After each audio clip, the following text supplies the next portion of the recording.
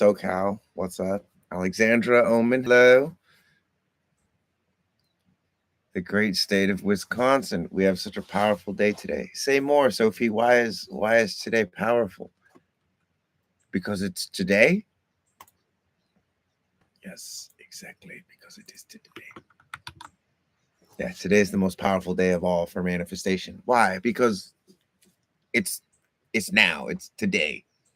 We can only manifest in the moment, right? We can only manifest in the moment. It was a new moon last night. Yep, new moon on Halloween.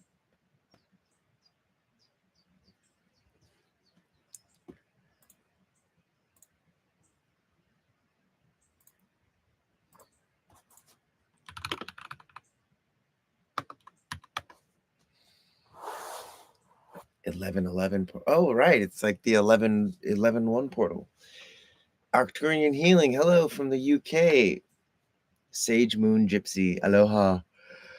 Hello, everyone. I hope you're all doing well. Hope you got plenty of candy last night. It was pretty rainy out here in Hawaii, so I didn't end up taking my child um trick or treating. She's pretty young, and we're in Hawaii, but then also like not gonna let her eat a bunch of candy, so don't want to like give her all this candy and then take it away from her. But anyway, what's up? Sage Moon is a gypsy. A reflector. What's up? I don't feed the parasites with candy. No, we feed the parasites with dirt. I live in an RV. Nice. Okay. Is it? It's such a thing. I feel like for reflectors to live in RVs and buses and vans. Parasites definitely love sugar. Yeah, no, I was just making jokes. Um, but reflectors do so well living in like buses and stuff like that. I think personally, I think I've lived in a van since 2016. Um, and it's not that I'm not good living in a house, but what I find is that when I'm the only person in the box, it does something different for me, right? And if anyone can relate, um, times that you've lived alone, had no roommates, compared to times when you live with roommates, which do you like better? And I'm curious if there's a correlation to human design, because what I wouldn't necessarily say that it's healthier for any of the types to like be living alone if they're living with the right people. Because if you're living with the right people, I think it's always going to be healthier, or for the most part, most of the time, if you're living with the right people, it's going to be healthy to live with people, right? Living alone, for me, is is the result of, and by alone I mean like not sharing a bathroom with people, right? Like having no roommates, having no other housemates. I think that's for me, it's definitely helpful. So eat tamarind, satisfying the sweet tooth while feeding the goodness to the body. Hate roommates. LOL, it was fun. Nope, I'm better alone. Stressful. But I have my son. He's 9. Got it. Yeah. So you're never really alone, right? Having a child is again, you can make them the right people. And by make them the right people, I don't mean manipulate them and make them into what you think is the right person for you. I mean the right people are the people that are themselves, right? Because when someone is themselves and you're living with them, you're going to be able to know immediately whether or not you can live together, or not immediately. It might take a couple days, but it happens very quickly, right? You move in with someone, and then you realize you're either compatible or not compatible. Design says you can make your kid into anything other than what they are, right? Exactly, right? That's hilarious. Yeah, Rob would say something like that, though. I don't put it past people to, especially in a newer age. It's like, being encouraging of somebody knowing their design. Um, yeah, I think it's possible.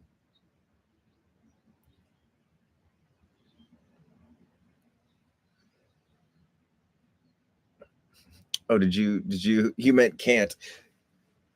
I think you parents can make their children. It's funny. It's funny the syntax there, because it's like, if you are actually thinking, like, if you're looking at it objectively, a mother and a father are always, they're as much as they want to and consciously are tuned into, like, making their kid themselves, like making their kid the best version of the kid that they can, and not like conditioning the kid. You can't help but condition each other. You can't help but condition a child, right? Because we all have our own ideas. We all have our own ideas about what's right and what's wrong, and we all have our own conditioning as well. And so, yeah, it's fun. Okay, hello, nice to see you again as well. Thanks for tuning in. My son is like, "F that, lol, I'll be my own," and I was like that too. Yeah. So I think kids are becoming more empowered to be individuals nowadays than ever. And again, the parent is still going to make the mistake of thinking that they know better. As a parent, I know that. He's not a reflector, though. I am pushing that on him. LOL. Right. So it's like, how do you condition someone in a way that doesn't suffocate their identity? And for me, I think that's, you don't rely on others to validate your identity. Like, if your identity relies on other people to validate your identity, it's not a very good identity, because it disappears or evaporates or gets weak anytime somebody is not willing to validate that identity. Like, I have plenty of people who don't know that I'm a reflector or care that I'm a reflector. Doesn't make me any less of a reflector when I'm around them, right? My language doesn't really change. Even when I'm talking about human design, I'm not necessarily um, referencing things as though they would, like, if I there's certain things in human design that I don't wouldn't necessarily reference just because they wouldn't understand or care. But I still use words like sacral, emotional processing, like all of those words are still super relevant. So anyway, what does being a reflector mean to you? Being a reflector means having the responsibility, but also the burden of being a mirror, right? So it's like, whenever I'm around people, my general MO, in terms of like how I'm going to relate with the person, is the quality of that interaction is going to depend on the quality of their interactions with themselves. Like, if they have good interactions with themselves, their interaction with me is probably going to be good. By good, I mean like healthy. If it's unhealthy, it's probably going to be unhealthy. And by unhealthy, I mean, it's like, when I'm around someone and suddenly I'm starting to think in like full of doubt or full of confusion, or overly silly, or any like, how you say, deviations from my normal way of being.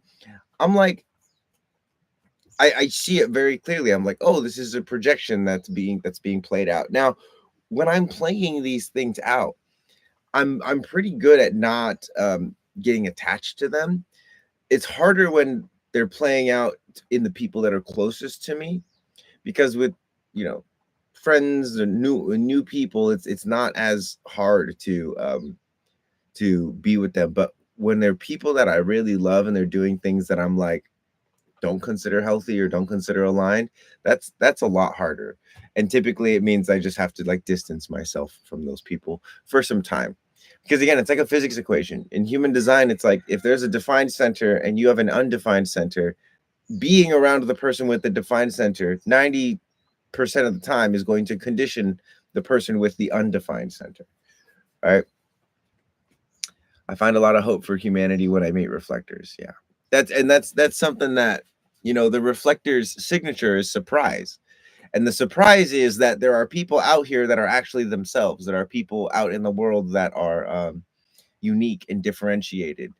Um, I'm in Maui. Yes, I'm going there for my mom in 2026. I'm so scared to fly over the ocean. Like, it can be kind of scary. Maui is also very windy.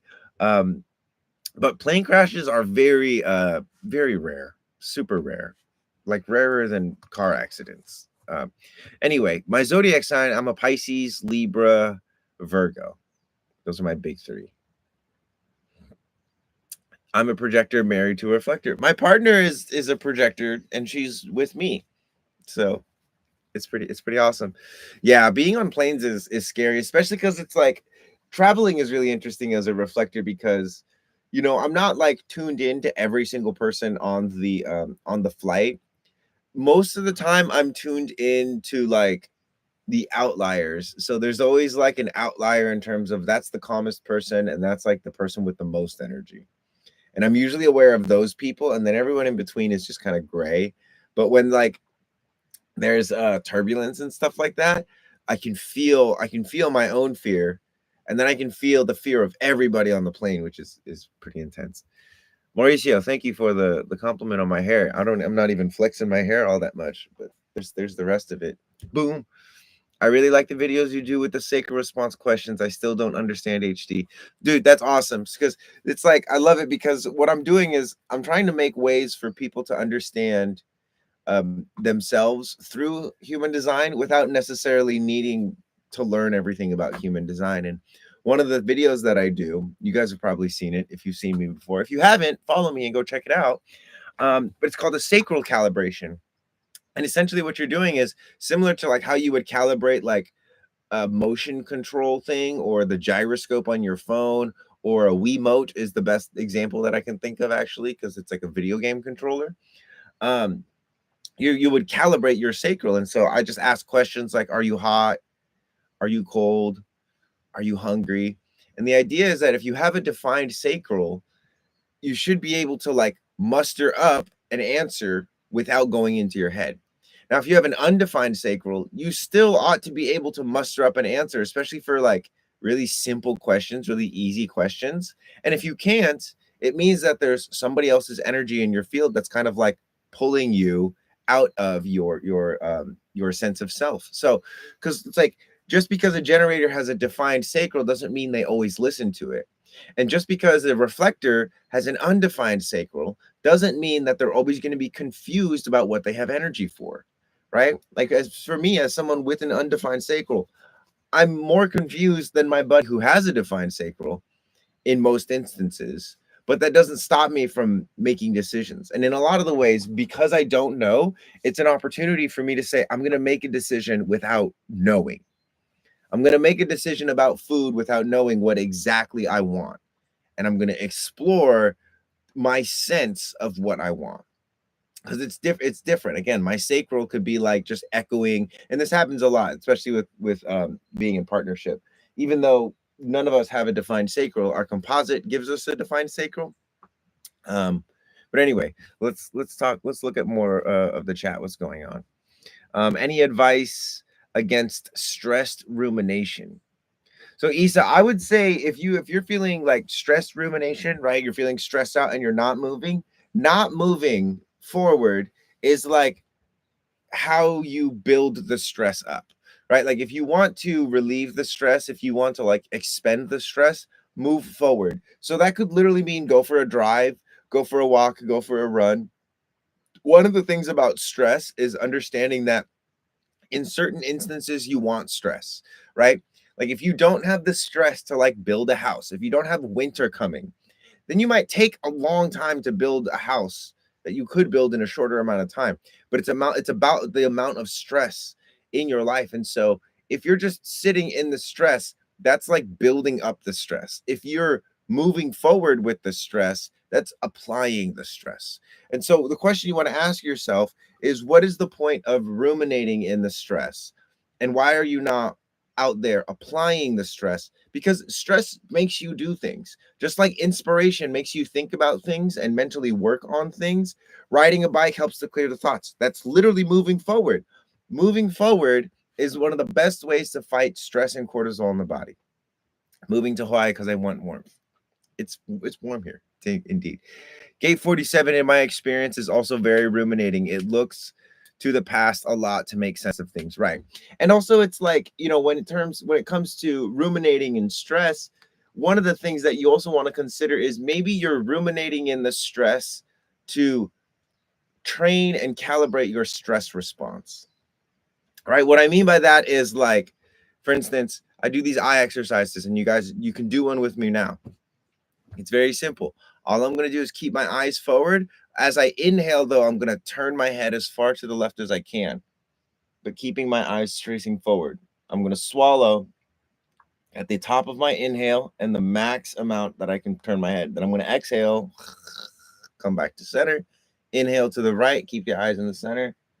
Once I'm at the max, I'm going to swallow and exhale. So super simple exercise, but if you do that like 5 times, you can feel the stress in your eyeballs, you can feel the stress in your neck, you can feel the tension building up. And the idea is that while I'm doing this, I'm doing my best to remain calm and relaxed and poised, because check it out.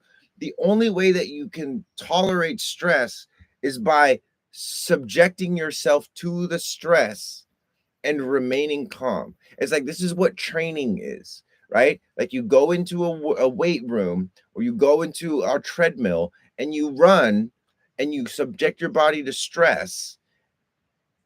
So this is the thing, is like, just make sure you're using the stress. And if you're, again, ruminating in the stress, one of the things you might want to discover is like, what is causing that? Like, what is causing you to? And if you can point to a gate, that's great too. Like, yeah, if it's 47, if it's your 360, if it's any of your melancholy channels, you might be confusing stress as melancholy.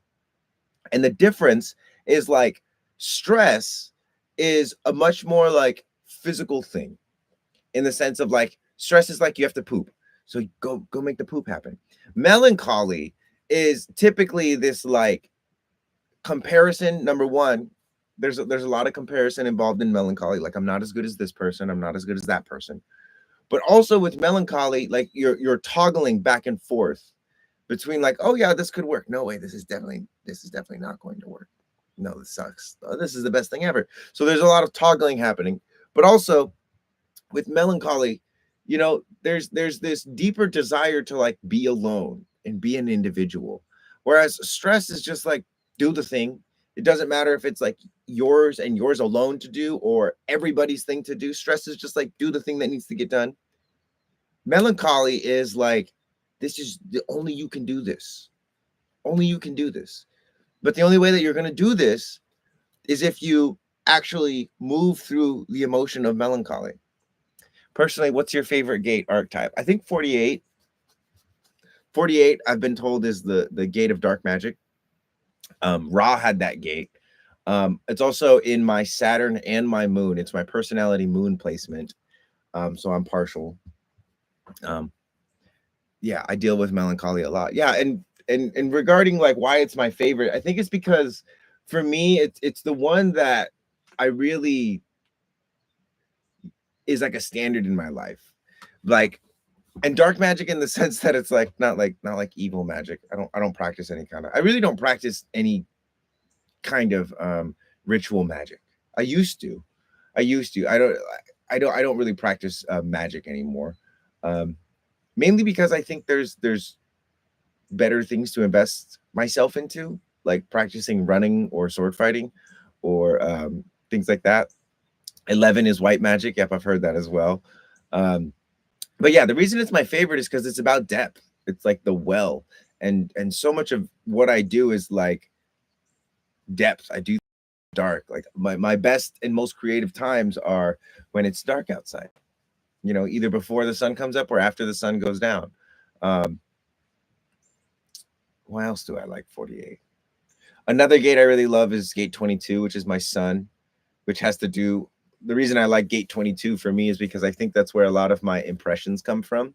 Like, my ability to let something so deep into me that I can just imitate it immediately just by hearing it a couple times. I love napping during the day too. Ash totes, definitely. Yeah. So, and when it comes to like, for instance, picking favorite gates, like, I don't anticipate to have the same favorite gate throughout all periods of my life, but currently I'm really enjoying those two. I'm a 1222 manifester, so it's not a cute thing.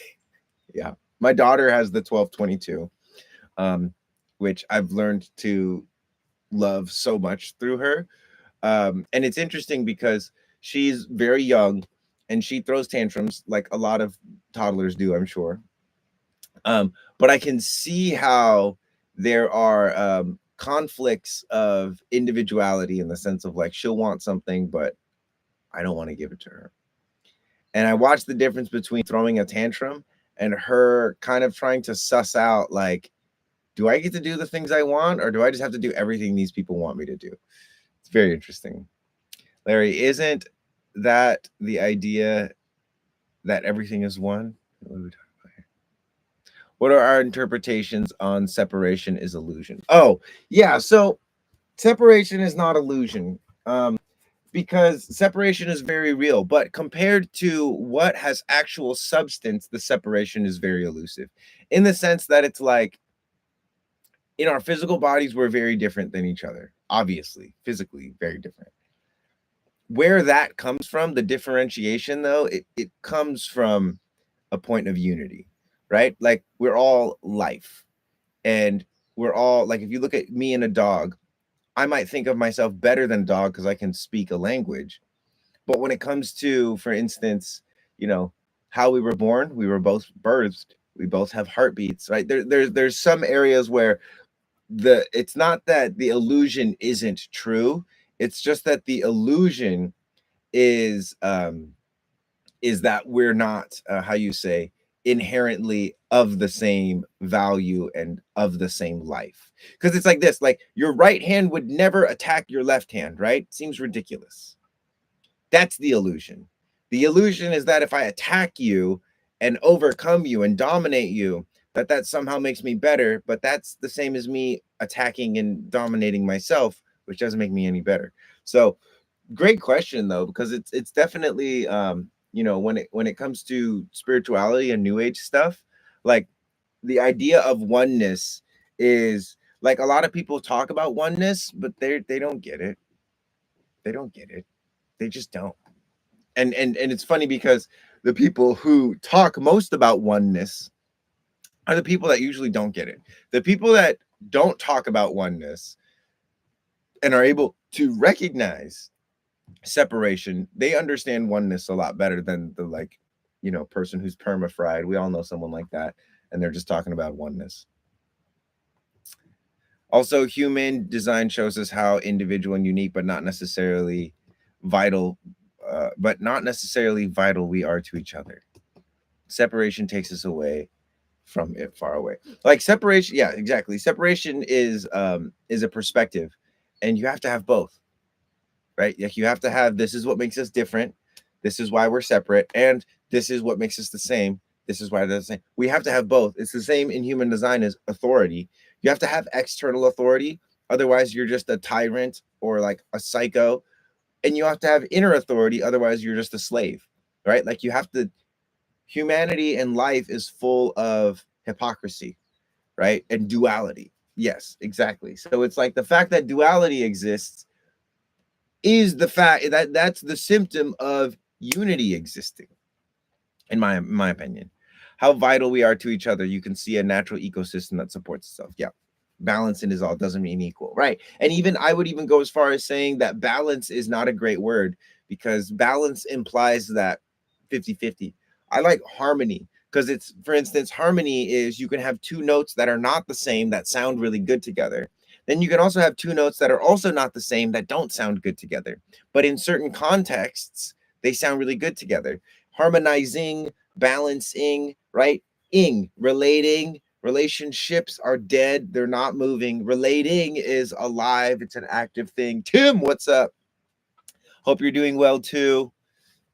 Have a wonderful day, Tim. Blessings, my friend.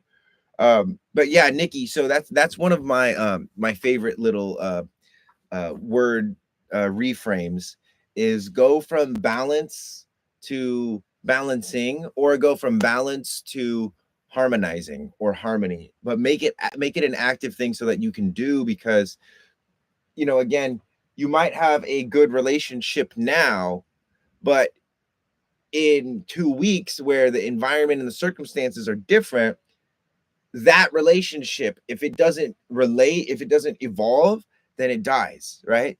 So anyway, thank you for sharing the live. Ibelua Kanta. Sorry if I said that terrible.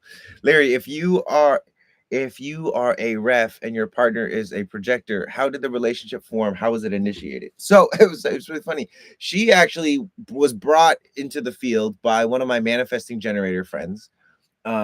He was kind of seeing her for a little bit, but they ended up nothing really happened. Then I noticed her, so we were both looking at each other and we were like, "Oh, what's up? I am Hispanic."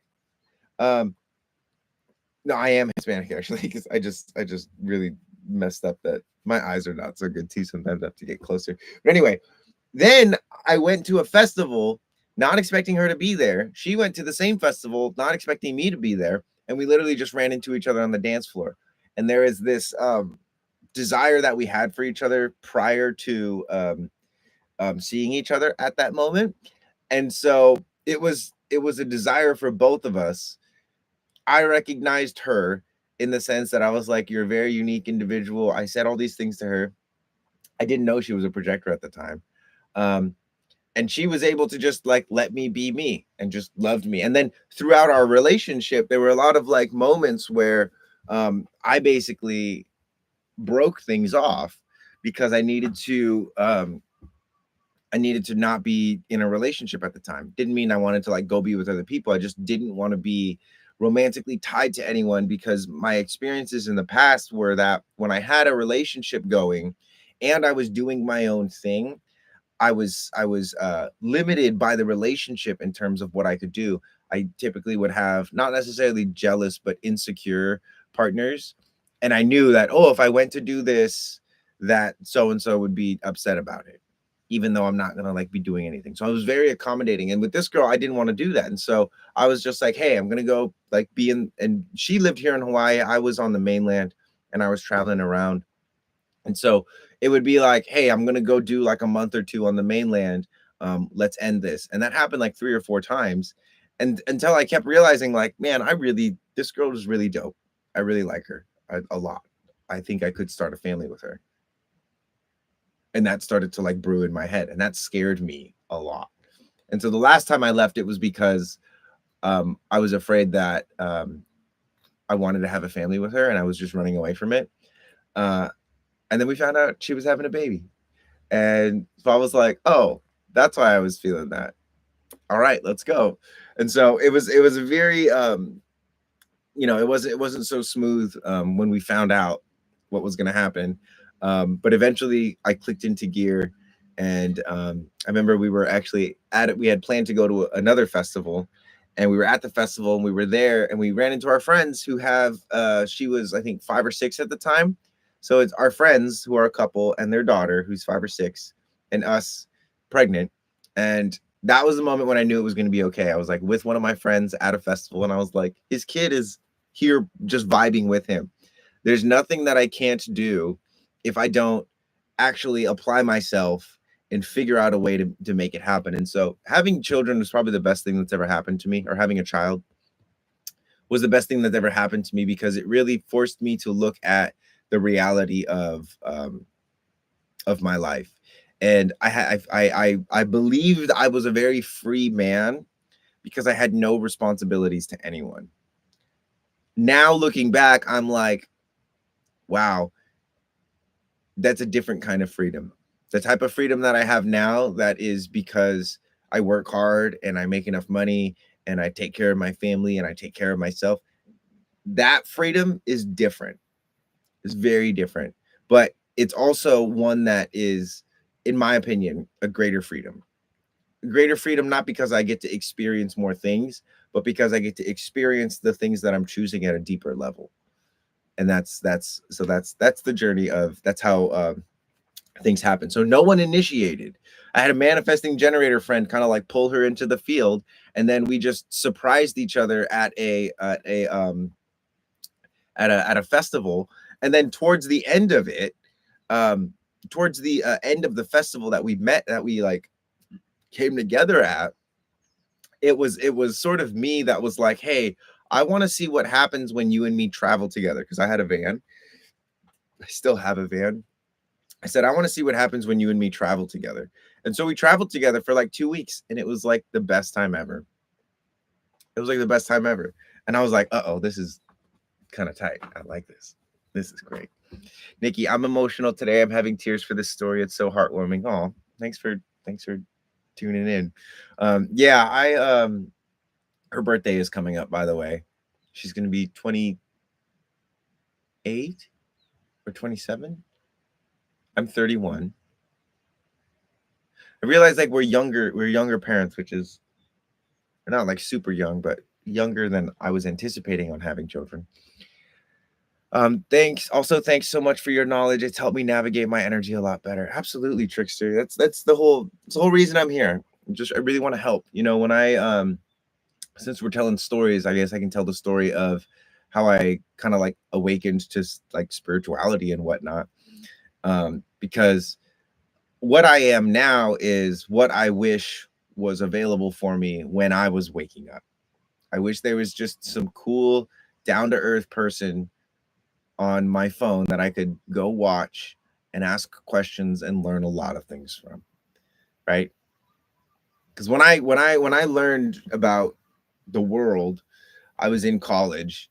I had just eaten some Magic Mario substances, mushrooms, and had my entire world just like blown open, right?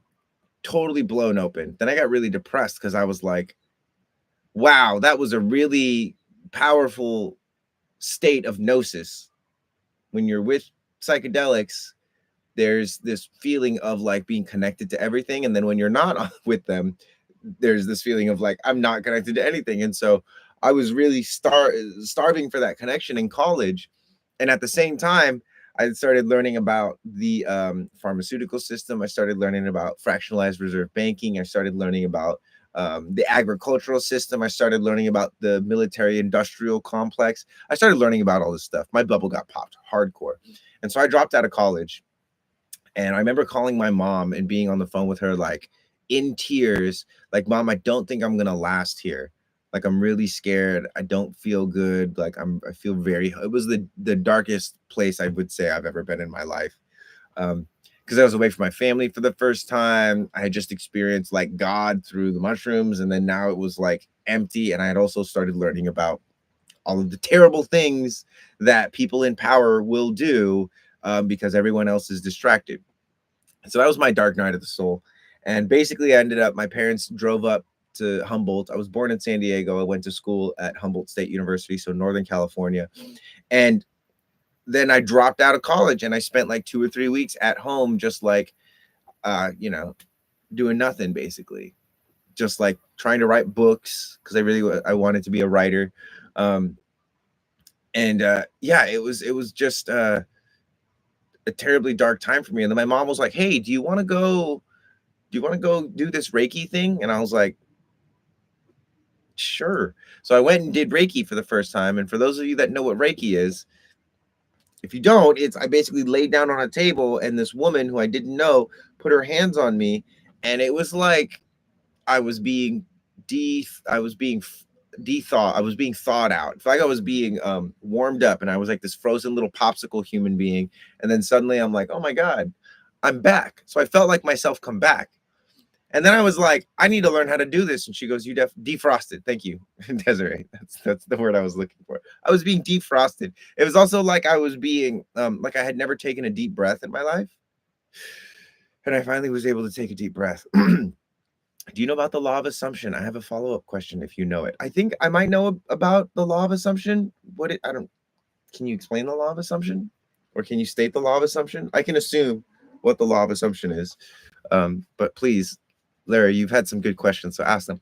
Anyway, after that, I trained with her, and I would have to drive an hour every week for like 2 years to go train with her to become a Reiki master.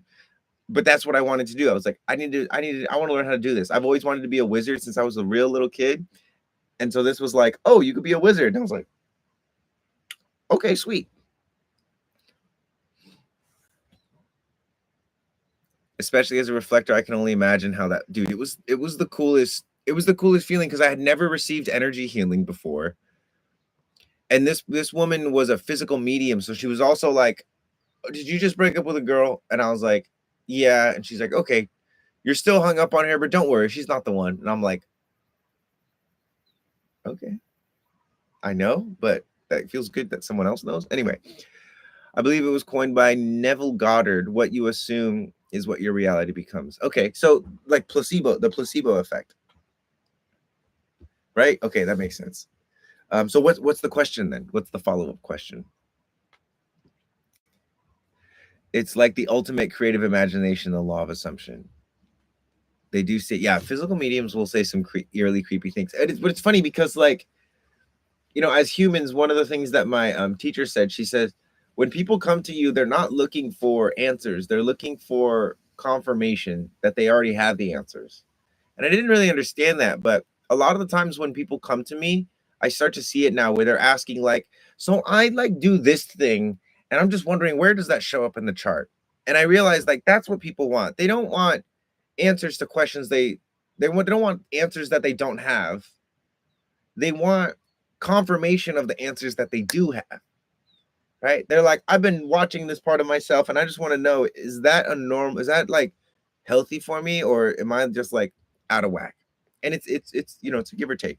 Half the time they're like, yeah, this you're out of whack. Who's like this? And you're like, oh, it's your mom. Okay, that makes sense. Oh, it's your last partner that really wanted you to be this way. Oh, it's your partner's mom that wanted you to be that way. Got it. Makes sense. And half the time it's like, oh no, this is that gate right there. The expression of that gate is to, yeah, be extra socially cautious, or to like retreat into aloneness when when you're feeling stressed out, or when you're not feeling good enough.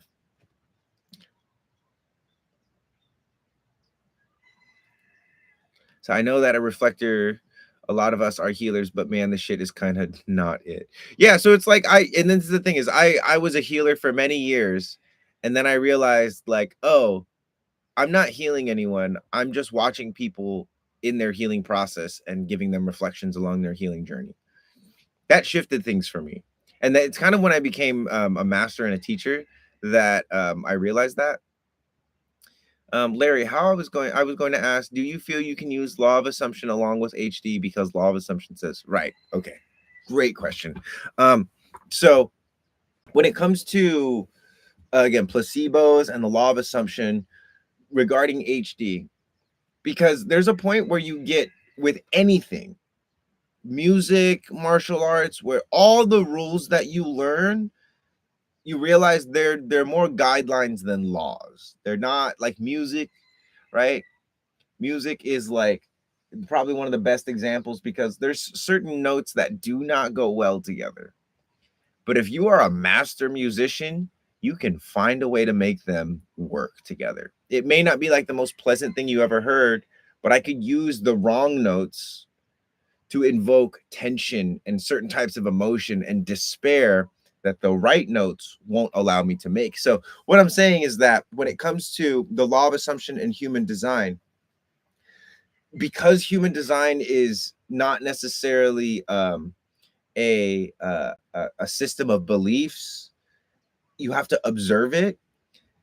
The ability for you to, how you say, use the law of assumption with human design is immense. It's like, okay, I'm going to assume that by listening to my sacral, I'm going to be living a more satisfying life.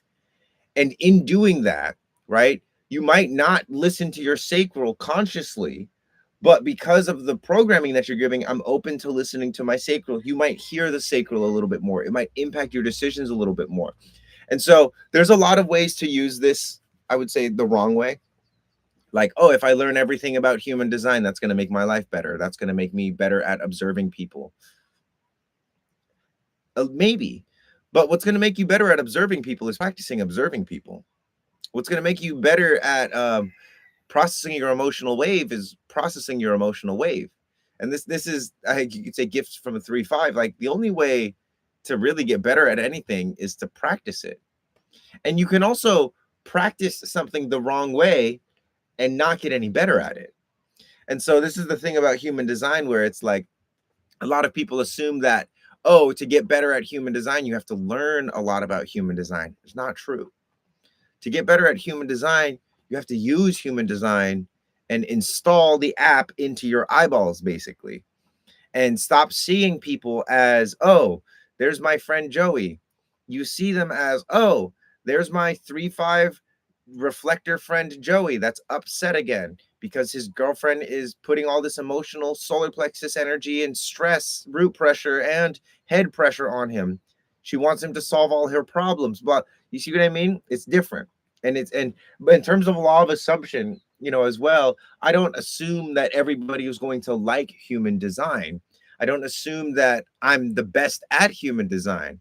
All I'm assuming is that through using human design, I can become more aware of other people, their place on the spectrum of manifestation, which is you're either manifesting yourself or you're not self, right? You're either trying to be somebody, anyone other than who you are, or you're putting effort and time and energy into being yourself.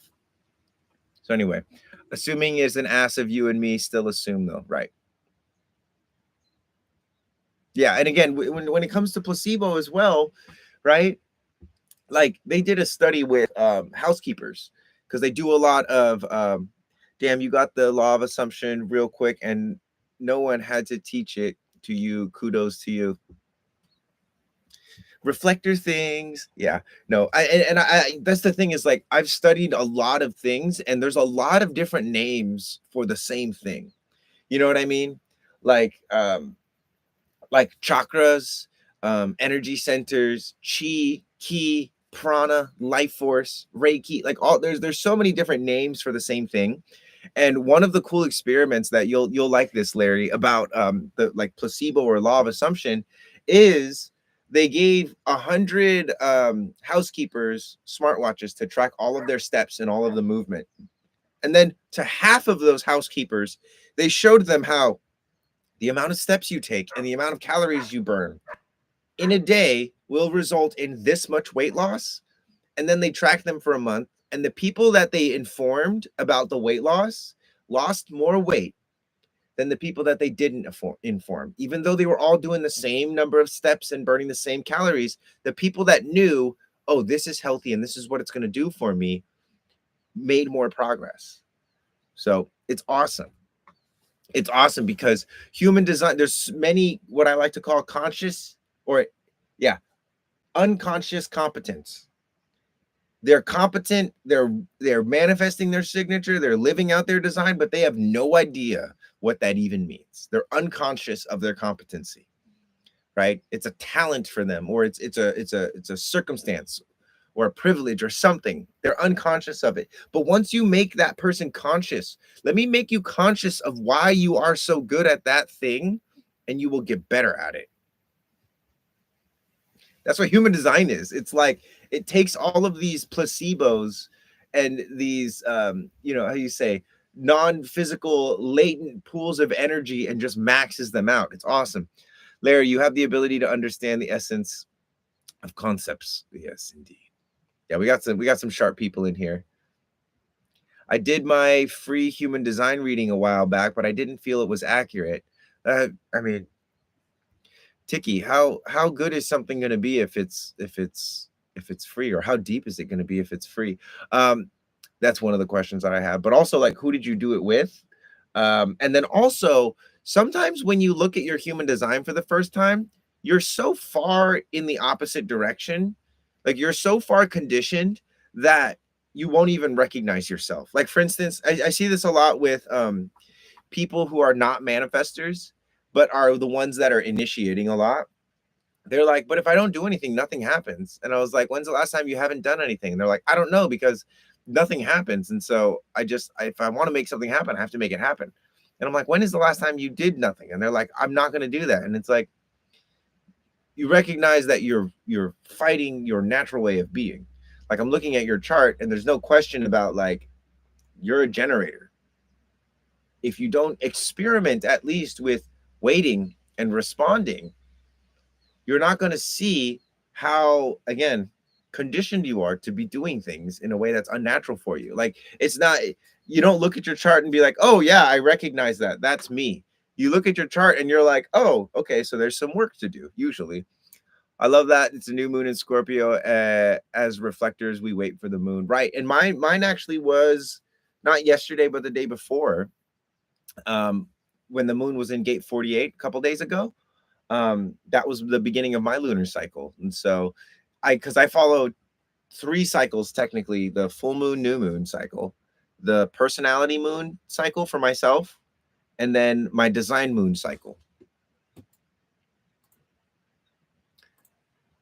which is a lot of cycles to have to track. But because I have neutrino design, it's actually a lot easier than one would think.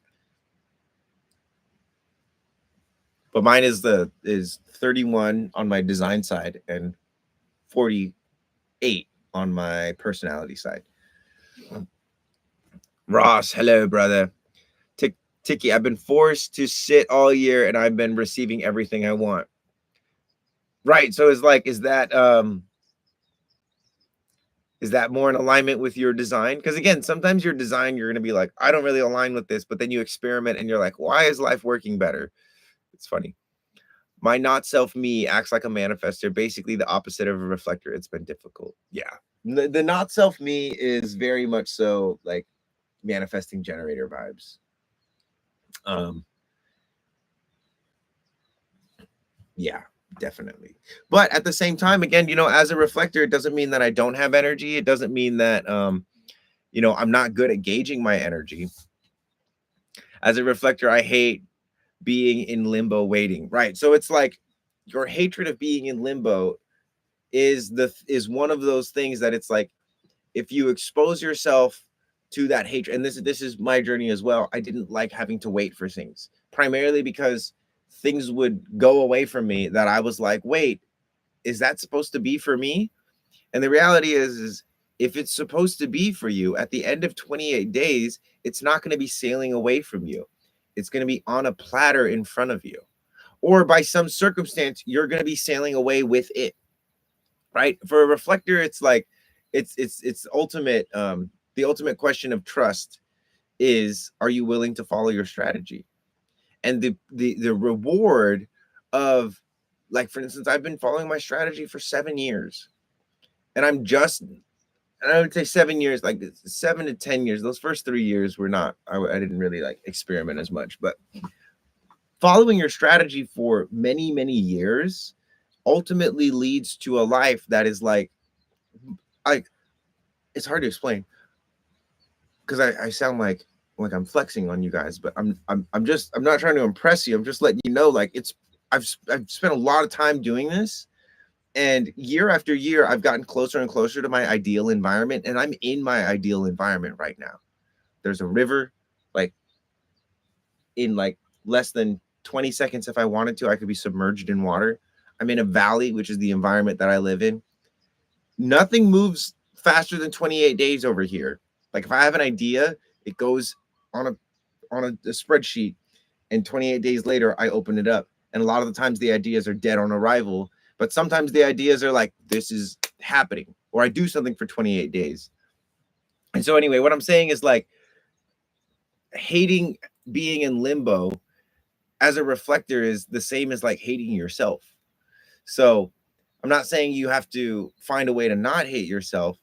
I'm saying while you're in limbo, you have to fill that limbo with things that you actually enjoy. Because when it comes to doing things with other people, and that's what the strategy is here to show us, is like how to start things with other people, or how to begin or enter into things with other people. As a reflector, I'm waiting 28 days typically. Like, if I meet someone, I'm not like best friends with you right away. I'm waiting to see, are you wanting to hang out with me? What kind of conversations do you want to have with me? Because I will be very interested in people, but I don't use that as the entry point to build a relationship. I make sure that the other person is interested in me or wants me, because ultimately what I realize is that when people say they want something, a lot of the times they just want something. It's not necessarily you that they want. They just want something. So anyway, yeah, it's like the ultimate navigator. He embodies life's rhythm. Desiree, this is awesome. I'm happy you're with a strong reflector. Do you find that as a reflector, you actually receive info years before it comes into fruition? 100%. Yep. Steven, yesterday I was so in tune that I lost it. I'm the spiritual Helen Keller.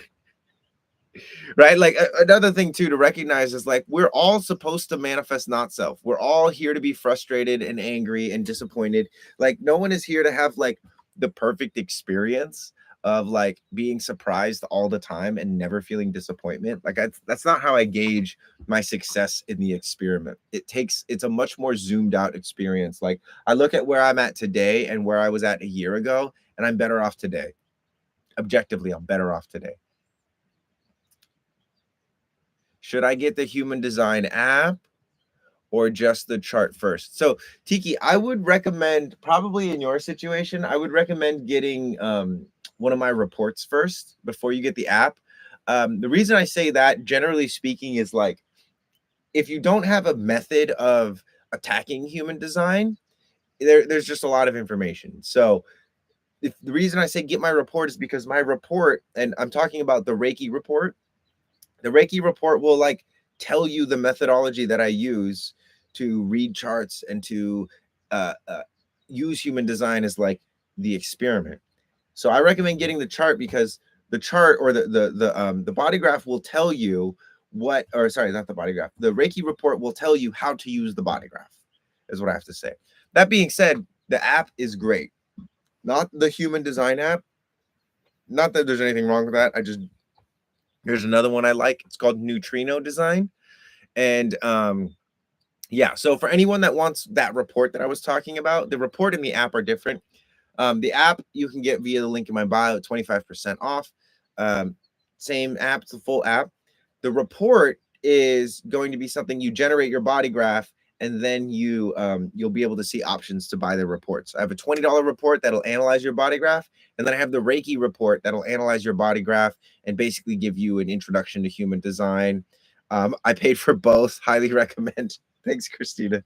Appreciate you. Shimon, if you're not clear on birth time, get the app. If you don't have a birth time, get the app because the app has two features that are really helpful. One of them is a birth time explorer. It's a slider. So you don't know the time of your birth. You just put noon on your birthday and you'll see the slider. It's right under your body graph in the app. And it goes 12 hours before and 12 hours after. And so you can see, and it'll show you all of the different changes that happen during that day. Because some days it's like, oh, doesn't matter what time of day you were born, you're an emotional generator, right? The app does explain your chart, yes, but you have you have to tap on things and learn about it that way. The report, again, everything is kind of laid out in a linear sequence, whereas the app it's like a buffet, right? So I guess that's one thing you could ask yourself: do I want to go to a buffet to learn, or do I want like more of like a 4-course meal, and like I want it like explained to me kind of more in a linear sequence? Um, but the second way that you can use the app is there's actually a birth time rectification feature where it's going to ask you questions and then it'll give you the windows that are most aligned with the way you answer the question. Now with that option, it's very cool, but I don't just like take it one time and be like, oh, this is my chart. For the next year and a half, I would say every month, take the birth time rectification. If you don't know the birth time, if you don't know your birth time, do the birth time rectification quiz every month and track and figure out which one appears like the most and which one is the most natural for you. Because when you're answering questions on like a personality quiz, like, are you more likely to stay in on a Friday night or go out with friends, right? That's your mind. Most of the time, that's your mind answering those questions, right? So the best thing you can do is to do the quiz multiple times and start to learn, okay, where is my mind answering the questions and what actually is my birth time and my birth window. Yeah. Does the app, let's see, after I understand it better, I want to book an in-depth session. Tiki, I would love to drop in with you guys. I've worked with a lot of people that have had human design sessions before and it like didn't click for them. And literally all of my sessions at the end of them, and I want to post some. I just don't want to go in and edit it. But anyway, all of my sessions at the end of it, they're like, wow, I understand this now. I get my chart. I understand my body graph. I get why I am the way that I am now, or I get human design now. and how it applies to me and how to use it. This is a lot of I'm gonna have to watch this again. That's like, again, my whole gift, I think, to the world is um part of being the 3-5 is just making this stuff more accessible, because there's not a whole lot that you need to do to start taking steps forward, but it is a long journey. So how do I personally manifest as a reflector? So personally for me, I put things in a manifestation box. Like I have certain things that I'm not really going to talk about, that are written down, that over the course of this next 28 days, they're going to come to me. And so it's really just like it's like I'm at a restaurant, and every time the moon is in the right position or at the right time, a waiter comes and asks for my order, and then I just write down the order, and then I just wait for the order to come. So I'm very particular about what I want, but I'm very open about how it comes to me. I was a home birth born at dawn because my BC says 3 p.m. My mom died, so can't ask. I go off the sunrise at my place of birth as my birth time. Yeah. I'm 6'2" and it's so lonely. Oh. Loneliness is the shadow of aloneness. I'm alone a lot. Sometimes I feel lonely, but most of the time I'm super grateful to be alone.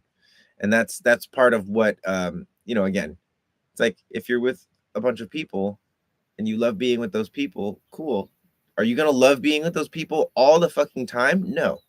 When you're alone, are you going to love when you're alone all the time? No. You're not going to love everything 100% of the time, right? I don't censor my wants either. I just ask for it and then try to align. Yeah. So this is about manifestation. A lot of people have manifestation, in my opinion, totally ass backwards, because they're looking to get something.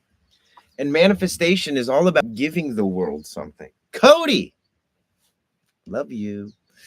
When you aren't happy with yourself, it's hard to be alone. That's my hard aloneness. Right. And at the same time, is when you're not happy with yourself, one of the reasons why it's so hard to be alone is because typically there's something that needs to be confronted.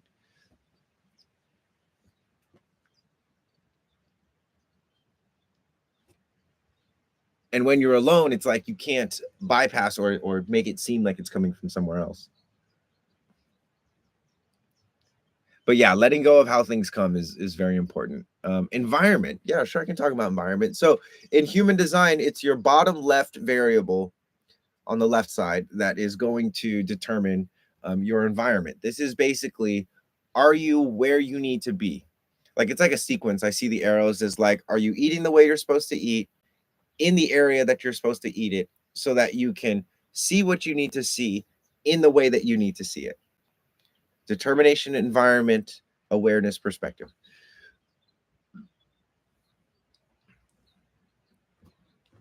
Man, wow, manifestation being giving the world something blew my mind. I never saw it in that way. Yeah, yeah, I love it, because it's like, again, if you give the world something, that is the thing that then attracts what you want, right? Because it's like you don't just attract $1 million. You give the world a very, how you say, useful thing, and then you get money. You don't just get happiness. You give experiences to somebody, and then that's what attracts the happiness. Like you give a relationship, you give your songs, your music, your words, your kindness, your understanding, your ear, your heart to someone. You give it to them, and then you get what you want. You put wood into a fire, and then you get the heat. It doesn't work the other way around. So anyway, I thought making space brings in what I desire. True. Yes. And that is part of it. Like you give the world spaciousness, right? Like you can create spaciousness. Again, it's really about creating spaciousness in yourself in that sense. Making space brings in what you desire. You have to kick out some of your old ways of being so that you have spaciousness in yourself to attract the things that you want, or to grow the things that you want that will attract the things that you want. So you're not wrong there. But again, manifestation is not about getting things and filling yourself with things. That doesn't make you more valuable, because that doesn't make you like really any more valuable if you're just like this Frankenstein of like, and it's funny because I'm a reflector, so I'm literally a Frankenstein of all these different things that are fun. Um, but I know that about myself, and I'm not trying to like pretend like any of this is original. See, I really like the idea of manifesting as a waiter taking my order and waiting for it. Yeah. Especially for reflectors, that's a good one because some things take a long time to cook and some things take multiple cycles. And if something takes multiple cycles for me, I question whether or not it's like something that I actually want because sometimes my wants change. And if that's true, then okay, what do they change to? What is it that I want now?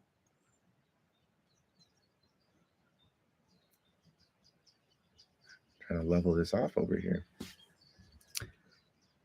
See, I thought there was a law of sacrificing, but that's how I think about it. So sacrificing is a law. Like for instance, okay, let's say this. Let's say every weekend you go out with your friends and you just have a casual time. It's not toxic or unhealthy or anything. You're just going out with your friends. If you want to manifest wealth and abundance, one of the things that you might have to sacrifice is the weekends that you spend with your friends so that you can work on a business or do something else to manifest your abundance. Like the reality is when it comes to manifestation, a lot of people don't take into account the physical things that need to be done. They're just looking at the energetic things that need to be done. Because if you just focus on the energetic things that need to be done, sometimes they will drip into your physical actions and you'll actually, again, end up manifesting something that you actually wanted to manifest. But a lot of people just focus on the energetic side and then they don't change anything about their behaviors and then nothing changes. Then they stop working on the energetic side because nothing is changing. But you work on the energetic side to drip down into physical behavioral changes. Then those physical behavior changes will either manifest what it is that you want or manifest something that you don't want. Again, it's all like, it's not like you have to be conscious 100% of the time, but how often are you being conscious and how much of an impact does that make? How much does your intention actually manifest? Right. And it's not necessarily about speed either, because I've done things where it's like I wanted to manifest something years ago, and then I was manifesting it for years, and it took years for the thing to manifest. Right. In terms of, like, for instance, my sense of freedom.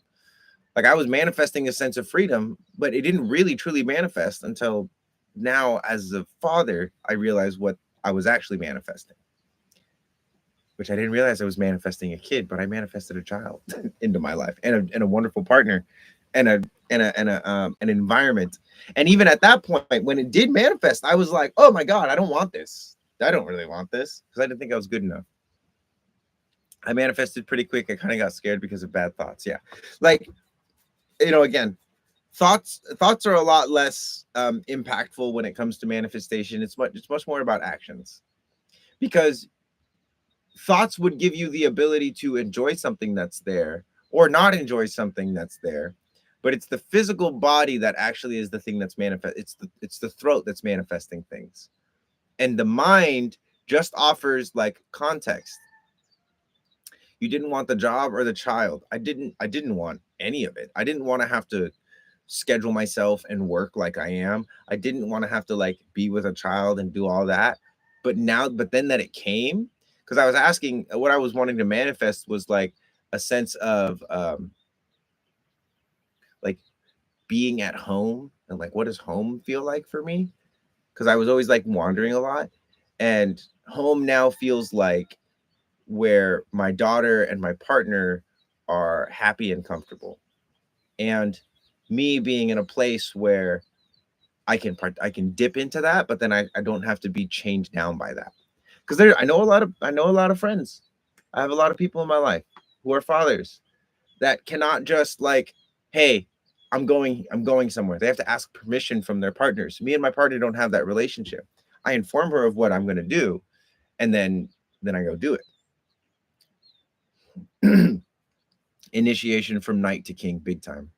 So the throat chakra is connected to manifestation. Yes, throat chakra is the manifestation center in human design, but then it also is the speak, and this is how we put vibrations into the world. So, like, for instance, like creating space, or creating the right space, or creating the right frequency that will then attract something is important, right? And it's more tangible when it comes to music, because it's like, I think there's objectively, a lot of people can agree on, there's pleasant sounding music, and then there's not pleasant sounding music, right? So if your thyroid manifests, so if your throat manifests, what if you have a thyroid disease? So this is really actually interesting with thyroid diseases, because, right, we're talking about glands, we're talking about hormones and the chemical system um, in the body. And so a lot of the ways that, we will sort of overlay human design with biology, in at least in my opinion, has to do not necessarily with what's wrong with the thyroid, but one of the things that I look for is, like, are all the other bases being taken care of? Like, is there enough physical activity? Is there enough mental stimulation? Is there enough spiritual devotional practices? That kind of stuff. Because, sometimes I believe sometimes people are born with mutations that limit their ability to manifest, or limit their ability to use their thyroid, or their pineal gland, or their adrenal glands. People are born with physical limitations, not as like a punishment, but as a way of, like, showing, hey, when this does happen, because it does happen, this is how life continues on. And you can either have a great attitude about it or a sour attitude about it. Where is the best place to listen to Ra's seminars, teachings, whatever they're called? You know, I don't necessarily know what the best place to listen to those is. YouTube is a great place. There are plenty of people, and if you come join my Discord, it's just kind of a free community. It's not like any kind of educational thing. But there's a bunch of people who post stuff all the time about Ra in my Discord. Um, there might even be still some links to a bunch of videos and seminars and stuff like that. If you want, like, the official way, they're all in the Jovian archive. But if you just work your way into human design communities, most human design communities will have some kind of, like, master folder that they're open to sharing. So is it best to speak your manifestations out loud in the right circumstances? Yes. In the right circumstances, yes. Because it's like, you know, um, doing it in the right way as well is really important. Ra but Letty is the guy who basically channeled human design. I have a link to his original introduction to human design. I think that one's on YouTube. But back to the manifestations out loud. Yeah, definitely manifestations out. Hi, Letty. Good to see you. Yeah, and then but the manifestations things again, yes, speak, like, knowing, again, this is part of the value of the undefined throat, right? Or the Lee Unique. No, I mean, you're a little late. You're an hour late. I start at 9, but we're definitely going to keep going for a little bit more. So when it comes to the value of a defined throat, right, is not necessarily that it's constantly manifesting, but you, as someone with a defined throat, knows whether or not you're manifesting something, like, original, or that it's not, right? Like, when you're saying the words and they feel weird coming out of your mouth, someone with a defined throat, that's a good sign to just, like, shut up. Like, stop. If it feels weird coming out of your mouth, it doesn't feel like you're speaking your own words, you're probably, like, trying to speak someone else's words, right? It's like, when you've made your point and you keep talking, shut up. You have a defined throat. It's not about whether or not the other person got it or not. If you have an undefined throat, it's a lot more about, hey, did you understand this? And you'll see people with undefined throats checking in a lot. Hey, are you following me on this? I do it a lot. And so when it comes to manifestation, again, everyone is going to manifest best, in my opinion. Everyone is manifests best when there's, like, one or two other people that are supporting your manifestation. So my policy with manifestation is, like, write it down first for yourself. Write it down in the present tense. It's January 16, 2025. I'm so happy and grateful for this and this and this in my life, etc. Then you can maybe tell one or two people about it, but don't go telling everybody about it. Don't, and there's a difference between, like, manifesting something that like for instance, my buddy Adam, he's a musician, and he put a video out there saying that he wants to do a charity concert at Red Rocks next year, and he wants help basically. And so there's a difference between that, in my opinion, and manifesting like a business project, something like that. Because like when you're doing stuff for charity, it's really easy to rally a bunch of people around it, because everyone believes like, oh yeah, people who got hit with Hurricane Helene definitely deserve income. But when it comes to like, I want to manifest something that is going to compete with other people's manifestations, like music or art or business or any of that kind of stuff, again, it's better to work quietly, in my opinion, in the shadows, and then show people what you've created rather than tell people what you're going to create and maybe not create it. I've been hearing that message for the past 3 days. Stop telling everything. That's so me. Yeah. Yeah. Unique or chairs are squeaking hella loud as we find a place to sit. Oh my God. And the moon has entered gate 1, which defines my identity center. That's fun. So let's see if I know myself any better. Thanks. That was, by the way, a notification on that was a notification from Neutrino Design, which will tell you when centers that are normally undefined become defined. It'll tell you when certain gates go into certain transits, etc. You can have notifications, so they pop up, which is epic. OG, we're talking about human design. Lee Unique, thank you for the dolphin. I love it. Yeah, so for a reflector, neutrino design is non-negotiable. Like you have to have it because there's so many things you can do as a reflector with neutrino design that you can't do with other apps. One of which is being able to add notes to certain transits. So it's like you can even do your manifestations right directly in the app. I wish you could see my faces while listening to these lives. I'm a cartoon character. That's funny.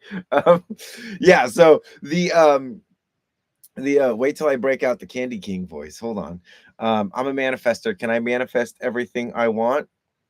I don't know. Can you? Sorry, that was sassy. Not sorry.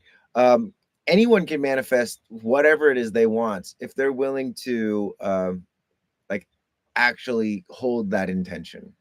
Right now, let's talk about something that's really funny. Is when people are manifesting something like the love of their life, and they can't seem to manifest it.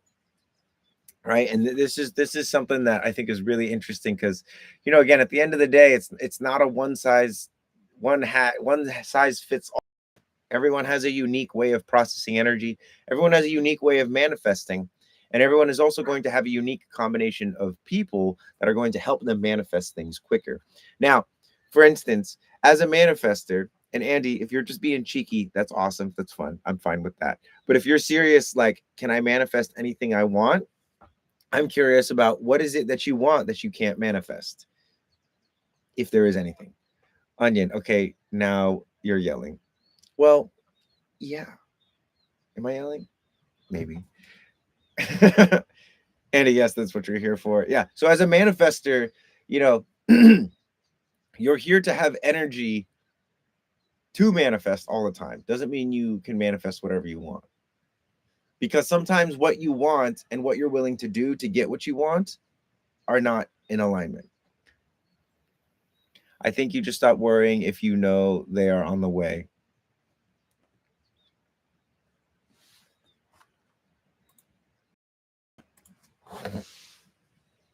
Yeah, and like, when you're at a restaurant and they're taking a long time with your food, 9 times out of 10, you're getting impatient. But the 1 time out of 10 that they forgot your order or something got mixed up with your order, and you have to like, hey, could you try checking on that order? To me, it's all about style, how you do it, right? Because it's like, for instance, like if you plant a seed and you dig up the seed to check and see if the seed is doing well, there's 2 ways to do it. There's fuck this isn't working, get it out, assuming that it's dead. And then there's also the like, oh, let's gently see. It might still be alive, but it might just need something else, or it might need to be in a different area. So it's like when it comes to like checking on your manifestations and checking in with your waiter, you can like be all pissed off and be like, did you guys forget our food, and assume they fucked up? Or just ask them, hey, it's taking a while. I'm getting a little impatient. And this is key. I am recognizing I'm getting a little impatient. Did you guys, the order is in, everything is good with the order. You guys didn't forget anything? Right, cool. Rather than, hey, I'm checking in because you guys probably messed up. It's been really way too long and blah, blah, blah, blah, blah. So, anyway, at this moment, I want to manifest my ex partner to stop being avoidant and come back. Ah, gotcha, Andy. Gotcha. So, see, again, I was curious because that kind of question is like, that's not really the question you want to ask. That's the question.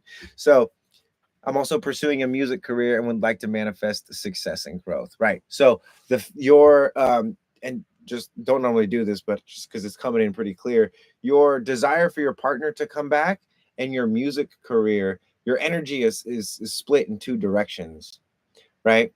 Um, is kind of what that feels like, especially when it comes to sexual energy and creative energy. Like the energy that you put into your music career is going to be limited because there's energy that's being put into I want to attract this person back. There's a blend between the two though that could really help you out. And it kind of is like, not to say like write breakup songs. I don't know what kind of music you make, but there's definitely a split in your energy, my friend. I've already manifested, came back, and went away again. So this is another thing too, is like, you know, if you hold on to something, right, and you hold on to it too tight, you end up crushing it. I want my ex to stay, but my ex to heal. Right. So the version of your ex that you want is not the same person that they are right now. So do you want to date the version of your ex that's not healed? Again, silly question, because obviously no, or hopefully no. And a lot of people want that. Like and here's another thing is like, as much as you want things for other people, that's all you can do. You can only want things for other people. I'm grateful for you and what you do for people. I don't even know how to ask for help. I haven't been me for many years now. Oh, Steven, dude, I know what that feels like, man. And it's one of the best ways to um really truly find yourself is to stop following so many people on social media. Straight up. A lot of people on social media that you're following are fulfilling this uh, itch, I think, that humanity has to like live up to the status quo. And yeah, one of the things that I recommend is, and I do this like every month, is just like audit your follower, audit the people that you follow. And if they're not how you say, if they're not like really contributing a lot via social media, just unfollow them. Like your loyalty to your friends and Facebook friends from high school is it's unrewarded. It's not going to bring you anything good. You know, the loyalty you have to strangers and celebrities on the internet that you think are entertaining, you're not getting anything out of it. You're not getting anything out of it. I would challenge you to unfollow, you know, half of the people that you subscribe to on social media. Unfollow half. But some of them are my friends. Okay, well, if you miss them, you can always follow them back later. But narrow it down. Like just narrow it down. My spiritual growth is more important than drama in love relationships.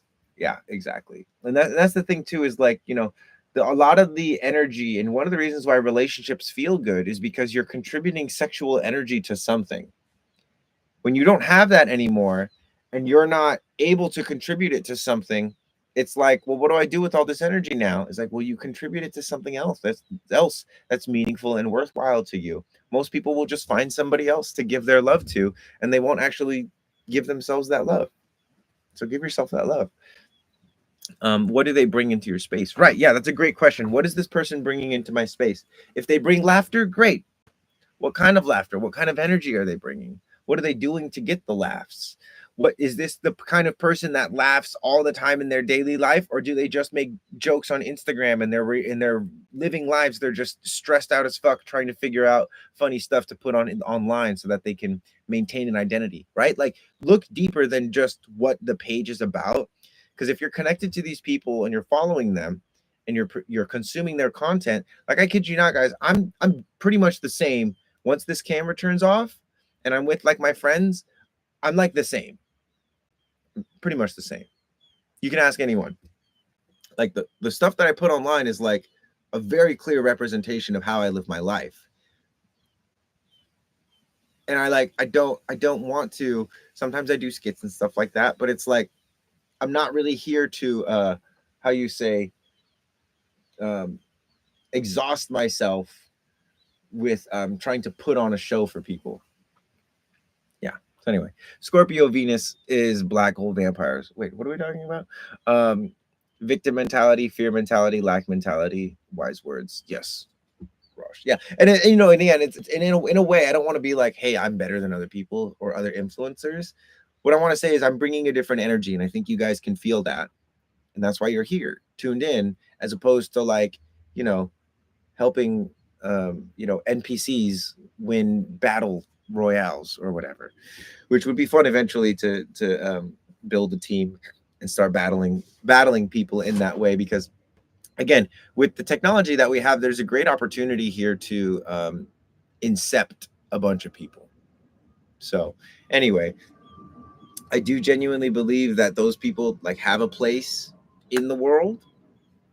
Oh, that's right. Tiki, thank you for the manifesting. I figured out that's what that's called, manifesting, and it's awesome. Um, but yeah, the my main purpose for being here, guys, is because I want to find the people like where I was when I was first dropping out of college and like getting Reiki for the first time, and like what am I supposed to study? I wanted someone to just be like, go to my website, pay $35 to get this report, and then for the next year and a half, just work on embodying this report. Work on experimenting and doing what this report says to do. That's what I wanted. I wanted like someone show me what the fuck to do. So anyway, I hope that's not a weird compliment. No, no, no, it's definitely not. I appreciate that, Stephen. Love that. I love that compliment. Appreciate you. Rachel, you're asking people to question when they consume because you're not afraid of the answers they will get. Right. Yes. Yes, I think we're on the same page with that one. Yeah. I want you to question everything that I say because I also want to know, am I full of shit? Because I've told a lot of people things and they've all had, how you say, agreeable experiences. For instance, when I tell generators to follow their sacral, you know, like I get word back from a lot of them being like, yo, that was really helpful. Oh, great. I tell things to reflectors. I get word back. Oh, that was really helpful. Great. Are you just like, are you just saying that or you actually tried it out? You tried it out. Great, cool. I'm looking, and especially as a 3-5, like I'm looking to break things.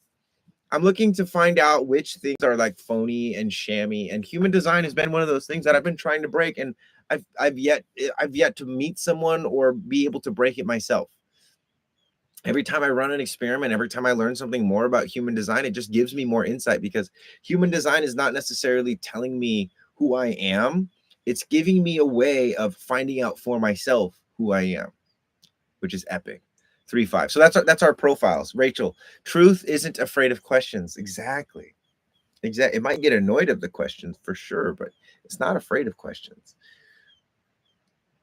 I'm a 5-1 trickster spirit. My partner and my daughter are both 5-1s. 5-1s are fun. I love 5-1s. They're like how you say 5-1s are like the kind of people that like they're not gonna play, like if you're playing basketball, they're not gonna play much, but when they do play, like they make the game-winning pass. I'm studying with my mentors. HD is a guide. Fascinating. Yeah. HD is such a fascinating guide. Um, Profile is a fascinating part of HD because profile is very much so about like macros, right? Like what's your role in society? What's your style compared to like a 5-1 and a 3-5 are very different. My partner doesn't like making mistakes. I love making mistakes. And by I love making mistakes, blink 3 times if you're in danger.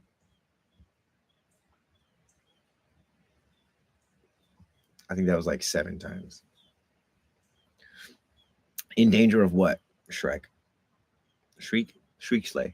Yes, we show up and out when it matters. Very quality, not quantity. I know. Legit though, there are probably people on here that are in some kind of danger.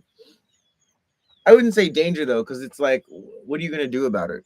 If you're being serious, like if you need help, blink if you need help. What are you gonna do about it? Miss Frizzle from Magic School Plus taught me that it's okay to make mistakes. Yeah, and I don't always love making mistakes, but I very quickly turn around and realize, like, if I make a mistake, like, oh, I get to learn from that, right? Like I made a couple of mistakes while I was on vacation earlier, and I was upset for like maybe 10 seconds, and then I was like, oh, okay, I just next time just don't make that mistake.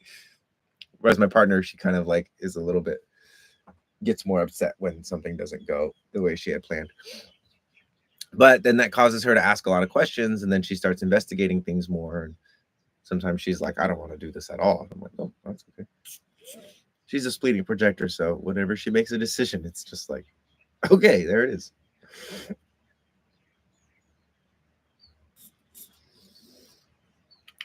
Whew. Flight spray. Turmeric root, spearmint, lime, distilled water. Because sometimes my nose gets a little bit stuffy.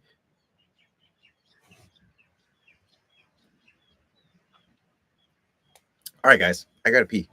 I'll be back.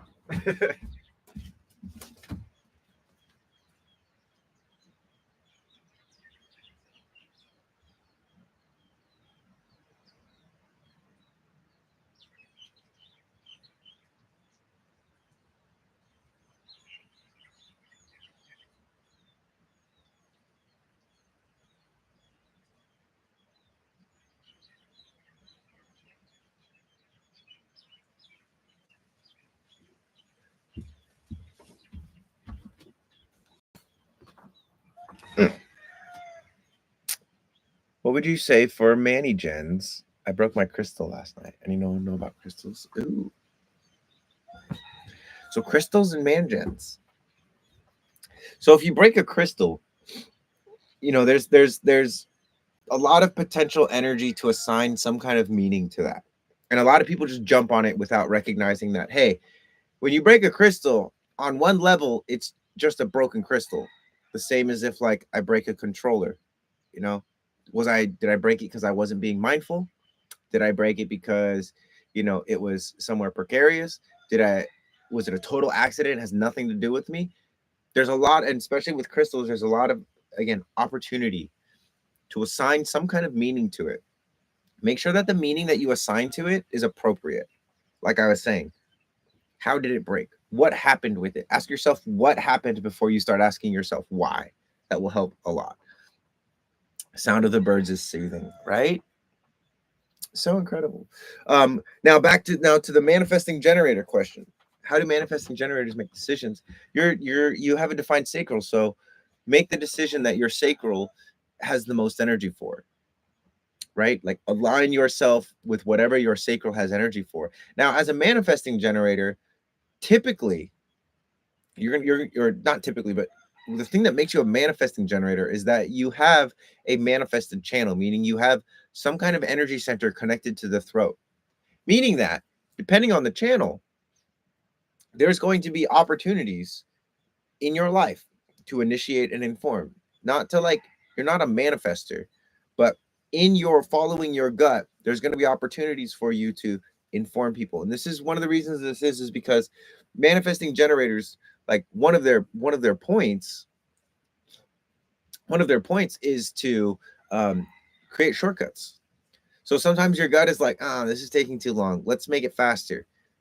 But in order to make it faster, you might have to tell everyone, hey, I'm going to make this faster. Can you get off of it real quick so I can make it faster?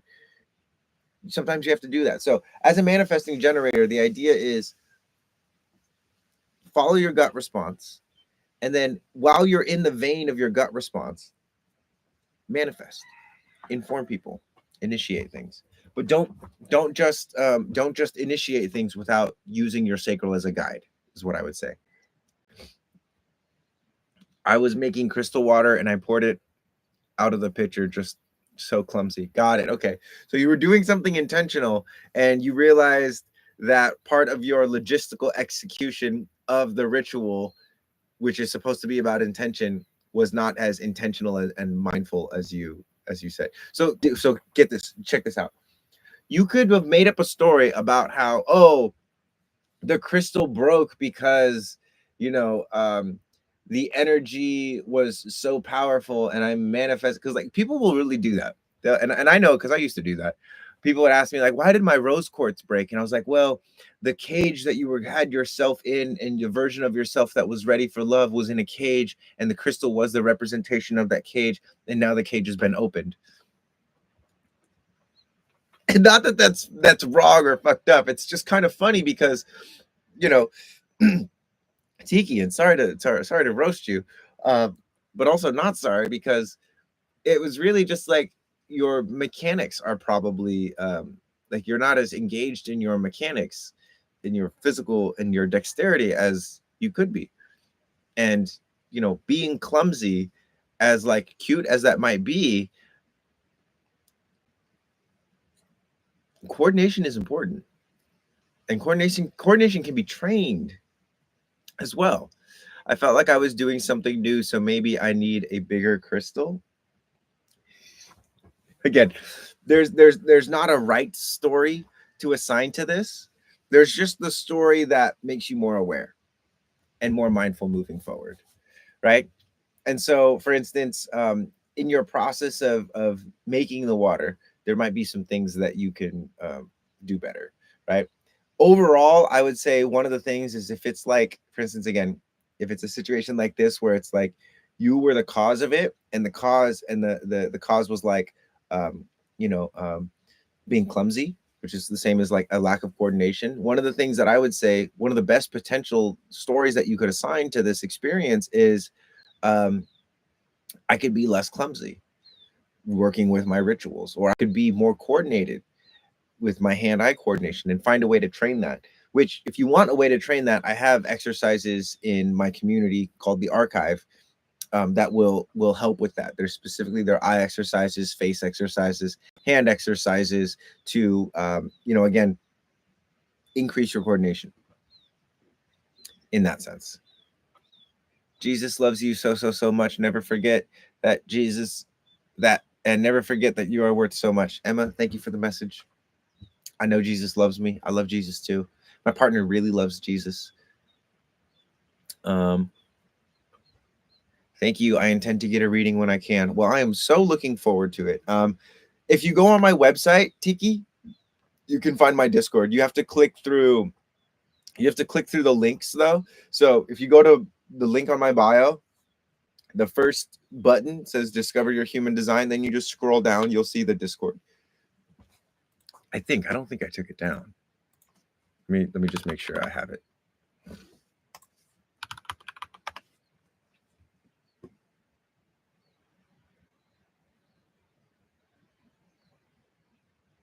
Yeah, it's still there. So yeah, just go to my website and scroll down. It's almost near the bottom, and you'll be able to see the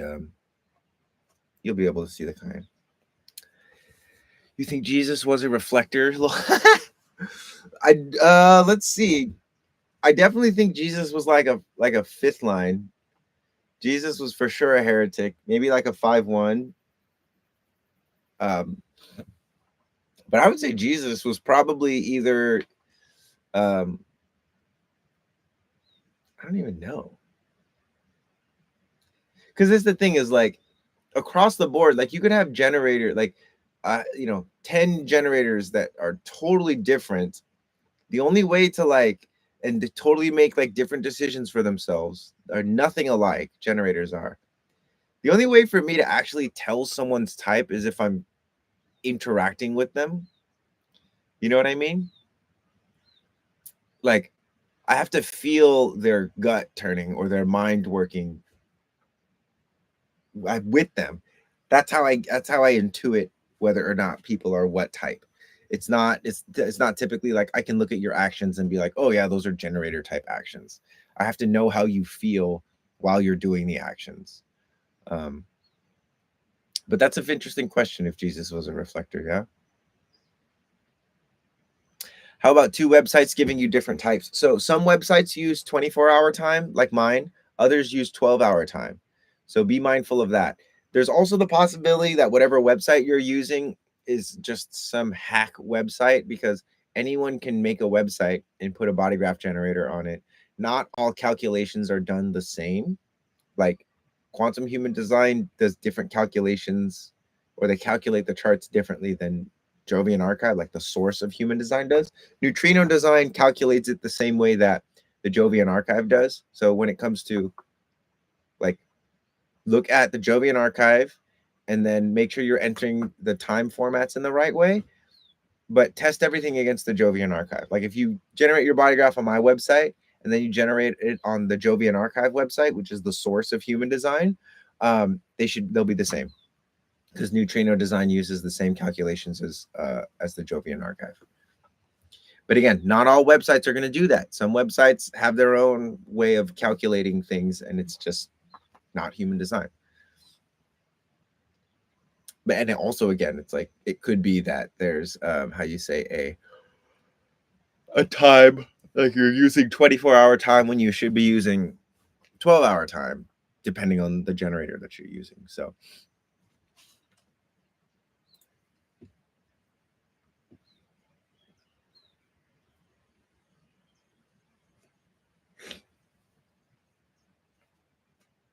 I love that you have a practical approach to spirituality.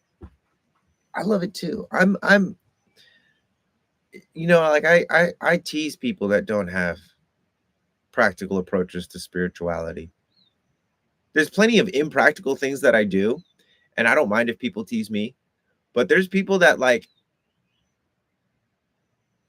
only do impractical spiritual things. There's people that only do impractical spiritual things. And it's funny to me. And I roast it. I just don't I don't know. Like I dance outside naked in the moonlight. Not a very practical thing. But then it has very practical results, to which, maybe some of these impractical things are getting them practical results. But what really bugs me is when people put impractical practices out there and they make practical claims on them. I don't like that. I like, hey, this is an experiment with me, which is, again, more so where I come from. And here are the practical things that I've practically had results with, and here are the experimental things that I'm getting some results with, but it's not like proven or whatever. Again, there's no value in like pretending to be something you're not. So if I'm not certain, I'm not going to tell you guys I'm certain. If I'm not feeling it, I'm not going to tell you guys I'm feeling it. Kia ora from Aotearoa, New Zealand. Hello. What's up, my friend? Aloha. Super important to stay grounded. 5-1 self-projected projector. Self-projected projectors are I feel like self-projected projectors are some of the most underrated projectors, in the sense that there's a lot fewer of them, and so there's less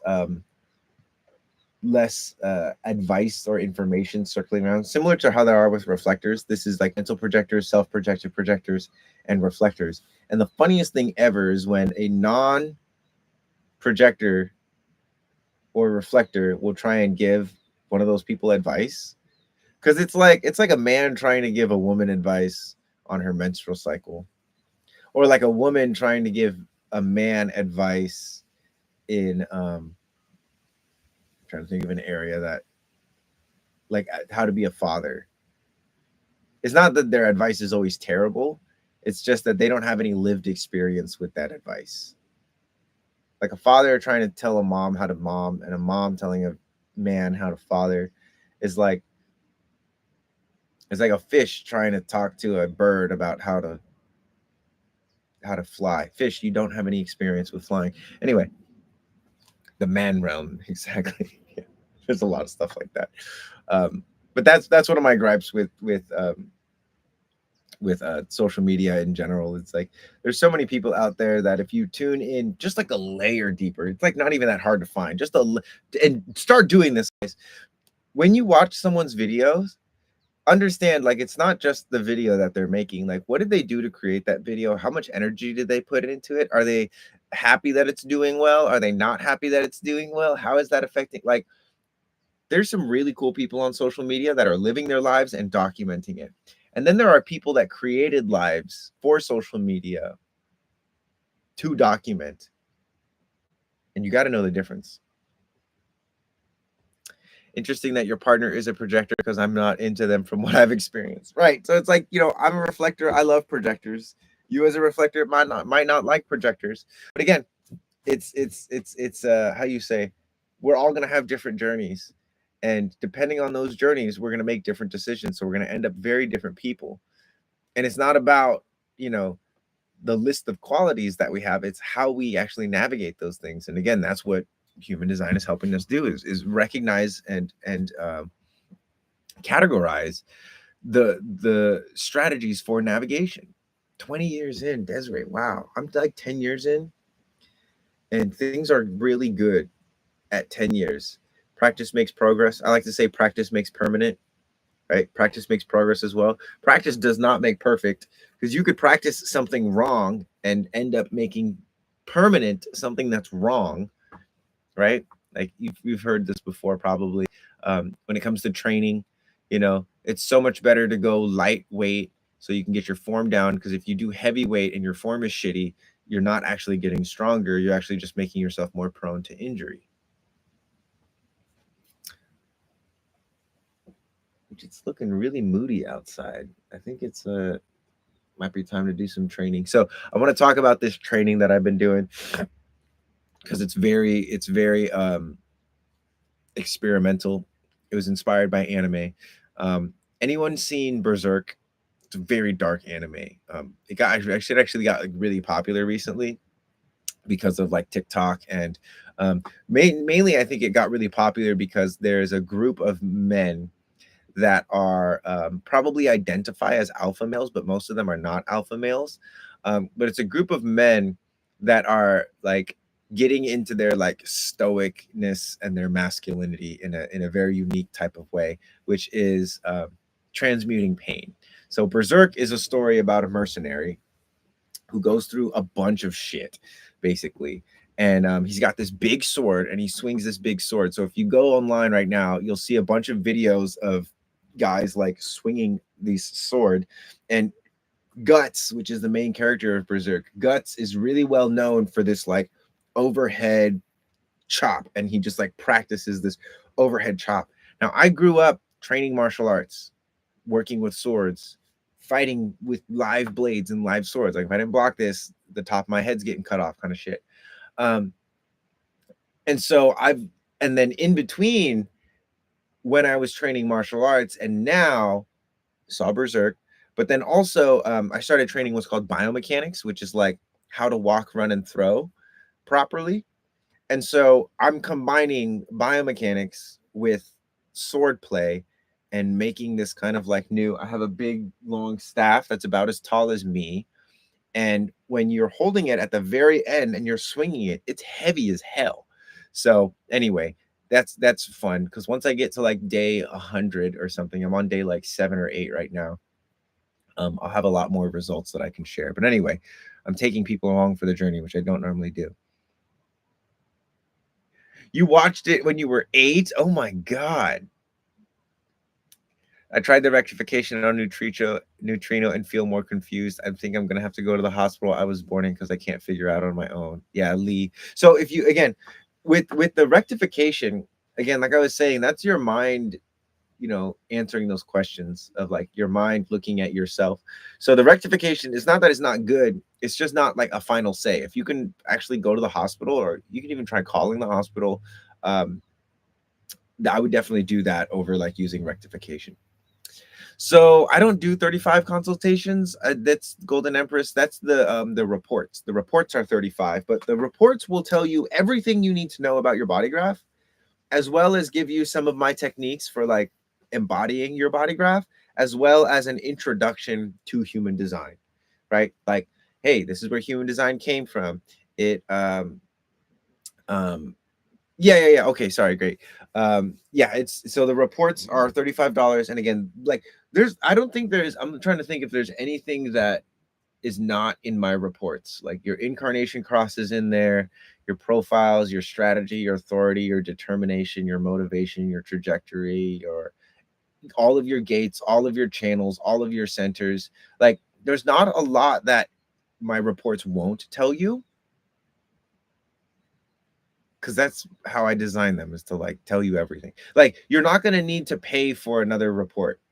That's it. This is my opinion, because I've gotten some of these other reports. You're not going to need to pay for anybody else's report in terms of information on your body graph. If you get either one of my reports, the $20 one or the $35 one, you'll get all the information that you could want about your body graph. Now, you might want somebody else's interpretations of it, which is fine, but it's not going to be so nuanced that it's going to like change. It's not going to be different information across the board. Typically, information is pretty standardized in human design. Now, how much of the information they give you, a lot of reports don't include information about variables or more advanced stuff. Mine do. Now, where I feel like there's a lot of magic in the $35 report, in the Reiki report, is because I give like not only like my techniques, those are super important, but I give like, hey, this is how to use the analysis of your report. This is how to use the analysis of your body graph. Because there's so much information in the analysis of your body graph. Sometimes people don't know what to do with it. And so I talk about it. Hey, for the first 28 days, spend time, strategy, and authority. For the next year and a half, this, like it tells you, like in your first 28 days, do this. In your first, year and a half, do this. You're doing this for 7 years. This is what you want to look out for. This is how energy flows through the body graph. These are the different types of centers. These are the qualities of these centers in a healthy perspective and a non-healthy perspective. So there's a shit ton in there. I could just keep talking about it endlessly, but I've spent I guess it's been 2 years developing this report for you guys. And even longer than that, like 10 years of actual experimentation with human design. Um, so yeah, so it's there's a lot of goodness in there. And again, it's like I could charge a lot more for these reports, but I don't want to, because I want people to have them. Yeah, I did the other one and I'm thirsty for more. Thanks. Yeah, so and again, it's like more information as well. The hunger is great, but the thirst and the hunger that you have for learning about human design, don't pigeonhole yourself into just learning about human design, right? Like make sure that you direct that hunger in an appropriate manner, because for some people learning about human design is very good, right? It's very good for them at the time that they're at.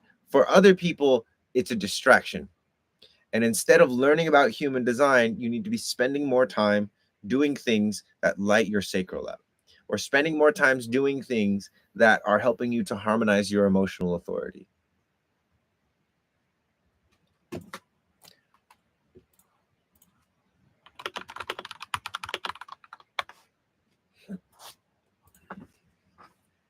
Yeah, so that's that.